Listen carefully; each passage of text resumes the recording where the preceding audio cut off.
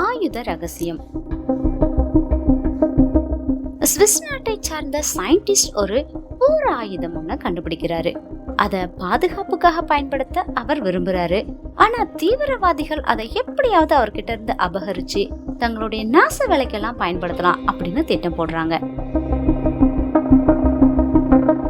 நாளைக்கு விடியறதுக்கு முன்னாடி சுவிஸ் பார்டரை தாண்டி ஆகணும்.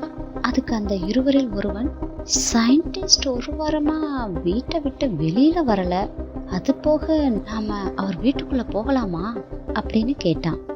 அதுக்கு அந்த புத்தக விற்பனையாளர், அவரை வெளியில கூட்டிட்டு வர்ற பொறுப்பை நான் பாத்துக்கிறேன். அவரை தூக்கின உடனே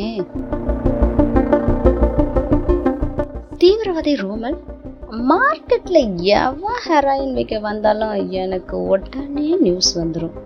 அப்பவே அவனை பத்தின டீட்டெயிலை கலெக்ட் பண்ணிடுவேன்.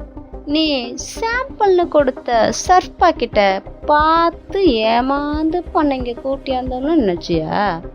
இது நானும் அருண்ராஜும் சேர்ந்து போட்ட பிளான். இப்படி வசமா வந்து மாட்டிக்கிட்டே ஹோம்ஸு.